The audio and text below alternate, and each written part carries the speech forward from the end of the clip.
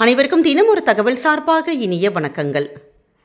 இன்றைக்கி நம்ம பார்க்க போகிற பதிவு நாளை வந்திருக்கக்கூடிய சக்தி வாய்ந்த அபிஜித் நட்சத்திர நேரம்.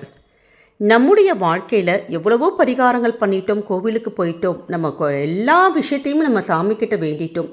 ஆனாலும் சில விஷயங்கள் எங்களுக்கு கை கொடுக்கவே இல்லை, விதியே அவ்வளோதானா அப்படின்னு நம்ம மனசு ஒடிஞ்ச ஒரு சில விஷயங்கள் கூட அந்த விதியை மாற்றக்கூடிய சக்தி இந்த அபிஜித் நட்சத்திர நேரத்துக்கு இருக்குங்க.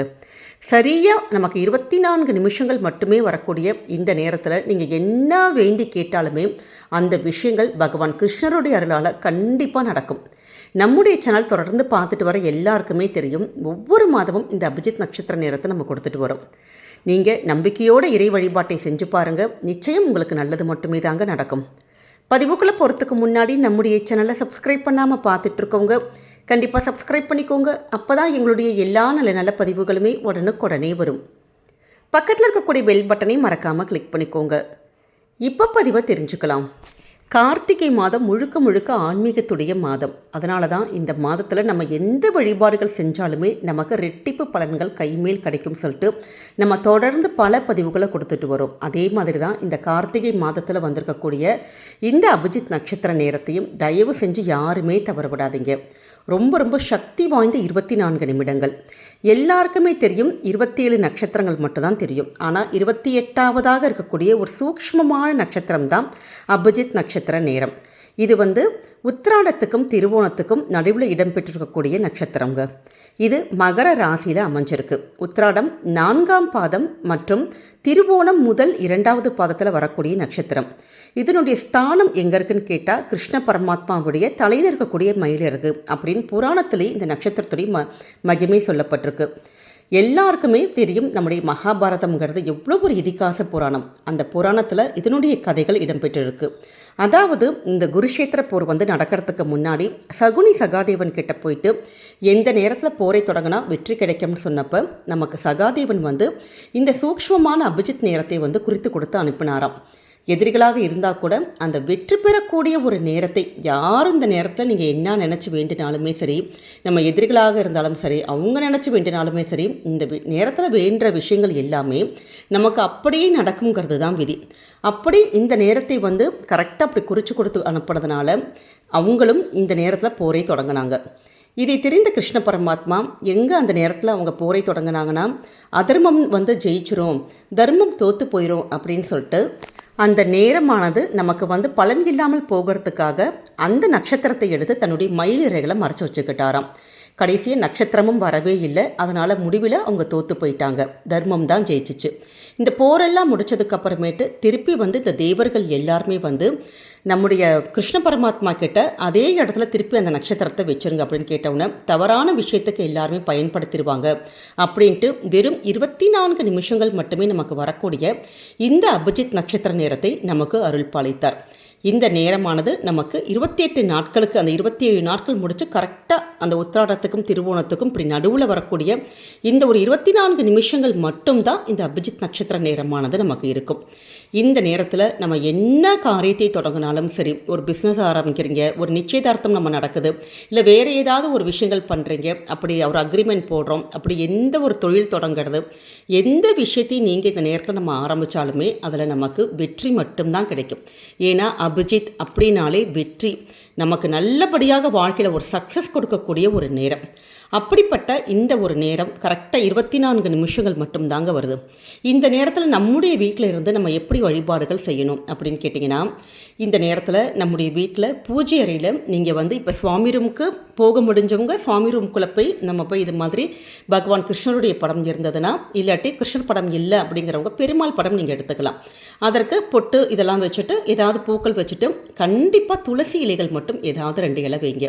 அப்படி இல்லாத பட்சத்தில் ஒன்றும் பிரச்சனை கிடையாது. ஆனால் துளசி இலைகளோடு வச்சு நம்ம வேண்டி கேட்குறப்ப ரொம்ப ரொம்ப விசேஷமாக நமக்கு கிடைக்கும்.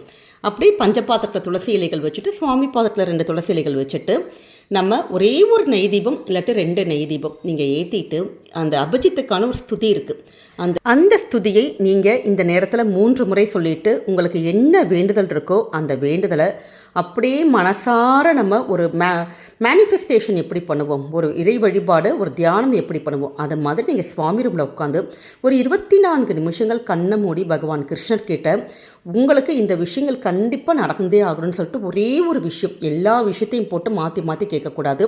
இப்போ ஒரு மாதம் நீங்கள் ஆரம்பிக்கிறீங்க ஒரு அபிஜித் நட்சத்திர நேரத்தில் கேட்குறீங்கன்னா அதே விஷயத்தை தொடர்ந்து வரக்கூடிய எல்லா அபிஜித் நட்சத்திர நேரத்துலையும் நீங்கள் கேளுங்க. எப்போ உங்களுக்கு அந்த வேண்டுதல் நடந்து முடியுதோ அதற்கப்புறமேட்டு அடுத்ததாக ஏதாச்சும் ஒரு மேஜரான விஷயத்தை நம்ம வீட்டுக்காக நம்ம அப்படி கேட்கலாம்.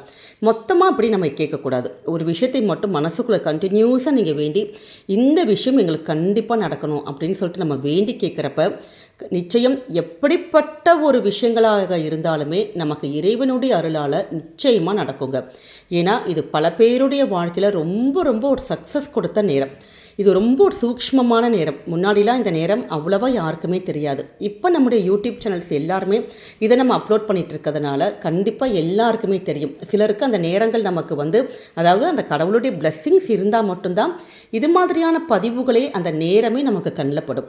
இப்போ நம்ம சுவாமி ரூமில் இருக்கிறோம், இது மாதிரி தீபம்லாம் ஏற்றி பண்ணுறோம். இப்போ நாங்கள் வெளியில் இருக்கோமா, இல்லாட்டி ஆஃபீஸில் இருக்கோம், இல்லை ட்ராவலிங்கில் இருக்கோம், இல்லை எங்களுக்கே இப்போ பீரியட்ஸ் ஆயிடுச்சு அப்படிங்கிறவங்க உள்ளே போய் நாங்கள் விளக்கு ஏற்ற முடியாது அப்படின்னா ஒன்றும் கவலைப்பட வேணாங்க. நீங்கள் எந்த இடத்துல இருக்கீங்களோ அந்த இடத்துல இப்போ பெண்களுக்கான பீரியட்ஸ் ஆயிடுச்சுன்னா இந்த ஸ்லோகம் சொல்லக்கூடாது, நம்ம தீபம் ஏற்றக்கூடாது. மனசுக்குள்ளே அந்த 24 நிமிஷங்கள் வருது பார்த்தீங்களா, அந்த நேரத்தில் நீங்கள் கடவுள் பகவான் கேட்ட நீங்கள் உங்களுக்கு என்ன வேண்டுதல் வேணுமோ அந்த விஷயத்தை வேண்டி கேளுங்க. நிச்சயமாக என்ன நமக்கு விதி எழுதியிருந்தால் கூட அதை மாற்றக்கூடிய சக்தி நமக்கு இந்த ஒரு நேரத்துக்கு இருக்குது. அதே மாதிரி ஒரே ஒரு விஷயம்தான், நல்ல விஷயத்துக்கு மட்டும்தான் இந்த நேரம் பயன்படுத்தணும். ஏன்னா இது கெட்ட விஷயத்துக்கு, மற்றவங்க அழிஞ்சு போகணும், மற்றவங்க அப்படி ஆகணும் இப்படி ஆகணுங்கிற அது மாதிரியான கெட்ட விஷயத்துக்கு, அது மாதிரி ரொம்ப பேராசை பிடிச்சி நமக்கு இவ்வளோ கோடி வேணும், இவ்வளோ லட்சம் வேணும் அப்படிலாம் கேட்கக்கூடாது. நமக்குன்னு என்ன வேணுமோ அந்த நியாயமான விஷயங்கள், நம்ம குடும்பத்துக்கு தேவையான விஷயங்கள், அதை மட்டும்தான் பகவான் கிருஷ்ணன் கேட்ட இந்த அபிஜித் நட்சத்திர நேரத்துக்கிட்ட நீங்கள் கேட்டால் கண்டிப்பாக உடனுக்குடனே பலன் கிடைக்கும். இந்த நட்சத்திர நேரம் நமக்கு எப்போ இருக்குதுன்னு கேட்டிங்கன்னா 25/11/2025 செவ்வாய்க்கிழமை 9:44 மணிலேருந்து ராத்திரி 10:08 மணி வரைக்கும் இருக்குது. 9:44 மணி முதல் 10:08 மணி வரைக்கும் இருக்குது. சரியாக 24 நிமிஷங்கள். இந்த இடைப்பட்ட 24 நிமிஷங்கள் தான். இதில் கூடுதலான விசேஷம் என்னான்னு கேட்டிங்கன்னா, நாளைக்கு நமக்கு ராத்திரி செவ்வாய்க்கிழமை ஒரு 8 மணிக்கு மேலே சஷ்டி திதியும் பறக்குது. அதனால் நமக்கு இப்படி செவ்வாய்க்கிழமை இப்படி முருகனுடைய இது வந்திருக்கிறதுனால முருகனையும் நீங்கள் மனசார வேண்டி பகவான் கிருஷ்ணர்கிட்டையும் இந்த ஒரு நேரத்துக்கிட்டையும் நிச்சயமாக நீங்கள் கேளுங்க. உங்கள் வாழ்க்கையில் என்ன வேண்டி கேட்குறீங்களோ அந்த விஷயங்கள், நியாயமான விஷயங்கள் கண்டிப்பாக நடக்குங்க. இப்போ இந்த நேரத்தில் நம்ம சொல்லக்கூடிய சக்தி வாய்ந்த அபிஜித் ஸ்துதி. அபஜித ஆகமாந்த தீர அபாஜிதாம்பர நட்சத்திரனாம் நாததீய ஜோதினாம் நலகங்காதர பவதாரண சிவச்சிய விஷ்ணு மேதினாம் பவதவலாம் சுத பரிபாலய சரணாகத பாகிமாம். இந்த மந்திரத்தை 3 முறை சொல்லி தீபம் மட்டும் ஏற்றிட்டு கண்டிப்பாக உங்கள் பூஜை அறையில் நீங்கள் நம்பிக்கையோடு வழிபாடு செய்யுங்க. என்றைக்குமே உங்கள் குடும்பத்துக்கு நல்லது மட்டுமே தாங்க நடக்கும். நம்முடைய கமெண்ட் செக்ஷனில் ஓம் கிருஷ்ணாய நமக, ஓம் கிருஷ்ணாய நமக அப்படிங்கிற அற்புதமான மந்திரத்தை பதிவிடுங்க. நிச்சயம் பகவான் கிருஷ்ணருடைய அருள் என்றைக்குமே உங்களுக்கும் உங்கள் குடும்பத்துக்கும் பரிபூர்ணமாக நிறைஞ்சிருக்கும். இந்த பதிவு உங்கள் எல்லாருக்குமே கண்டிப்பாக பிடிச்சிருக்கும்னு நினைக்கிறோம். பிடிச்சிருந்தா மறக்காமல் ஃப்ரெண்ட்ஸ் அண்ட் ஃபேமிலி மெம்பர்ஸ்க்கு ஷேர் பண்ணுங்கள்.